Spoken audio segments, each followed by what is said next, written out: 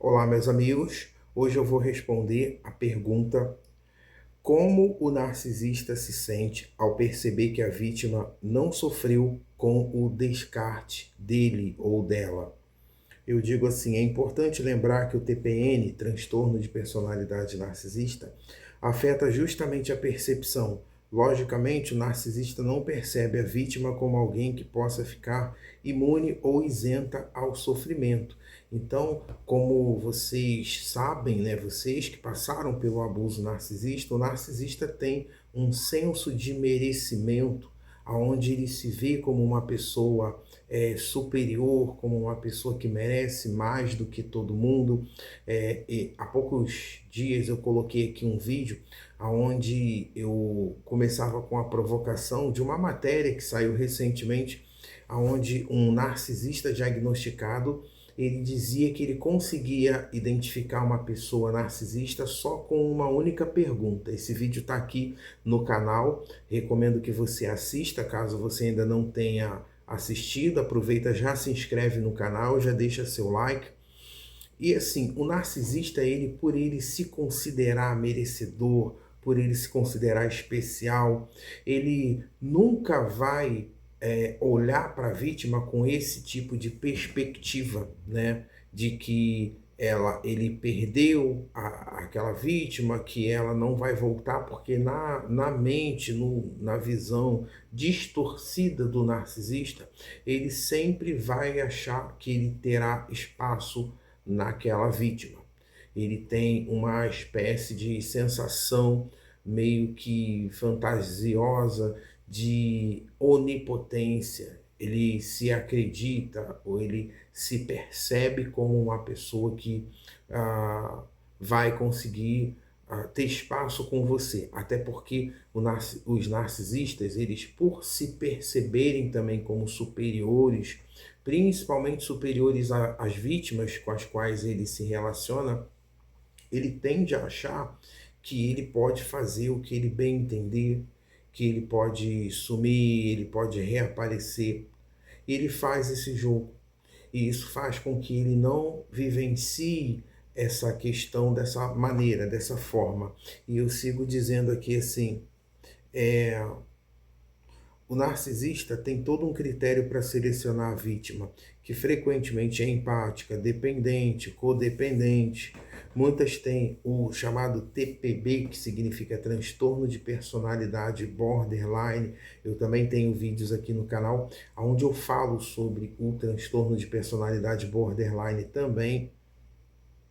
E assim, aqui eu digo, são perfis de pessoas que normalmente têm elevada dependência emocional, combinada também com uma baixa autoestima.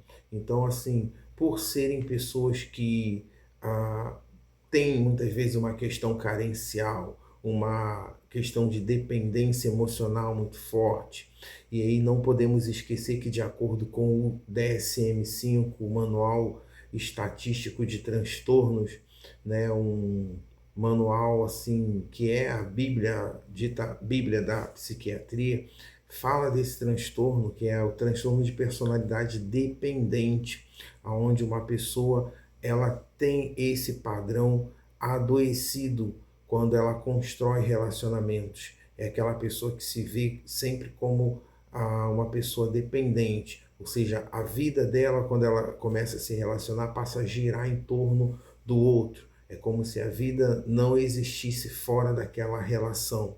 É claro que se relacionar é algo importante, é algo saudável, é algo construtivo, né? Eu, como especialista nessa área de relacionamentos, eu defendo assim a importância, o valor, e inclusive eu publiquei um artigo no Quora falando sobre os benefícios de um relacionamento saudável, um relacionamento onde você é estimulado ou estimulada para o crescimento, e eu explico o que é um relacionamento que vai te ajudar a crescer.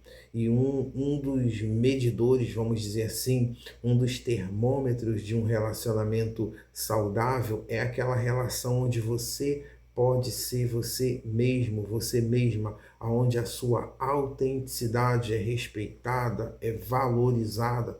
Você não fica pisando em ovos e nem precisa de viver um personagem porque está com medo de como aquela pessoa vai reagir. Porque nas relações abusivas funciona dessa forma, né? Existe um grande teórico, um grande estudioso da área dos relacionamentos, chamado John Bowlby, que ele desenvolve a chamada teoria do apego, que eu falo muito aqui dessa teoria, e ele fala que existem tipos diferentes de apego. Eu já falei mais detidamente sobre esses tipos, né?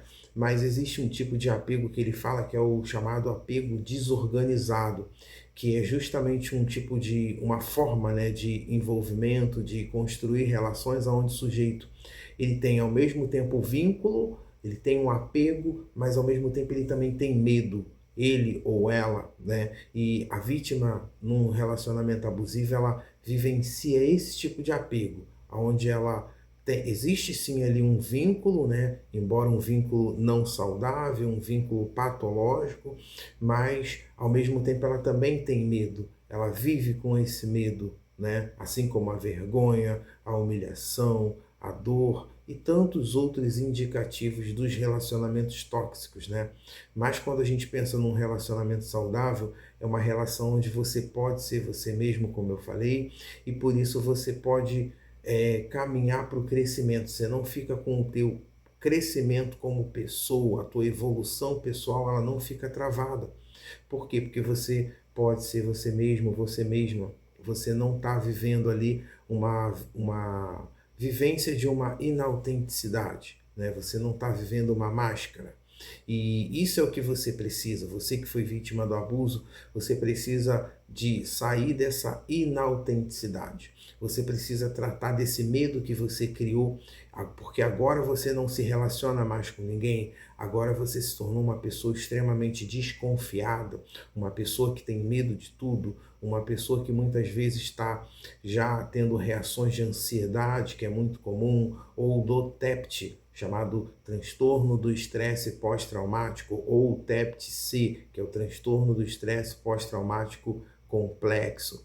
Então, assim, se você sente que você está enfrentando essas dificuldades, ou você está num relacionamento abusivo, deseja sair, ou você saiu de um relacionamento abusivo, mas sente que não superou, ainda tem muito aqueles pensamentos intrusivos, a gente tem na Síndrome de Estocolmo e também no TEPT os chamados flashbacks, são pensamentos que surgem do nada. Você estava dedicado a uma atividade e de repente surge aquele pensamento. Então entre em contato, eu vou te ajudar, eu vou deixar algumas informações aqui na descrição desse vídeo e vamos juntos vencendo o narcisismo.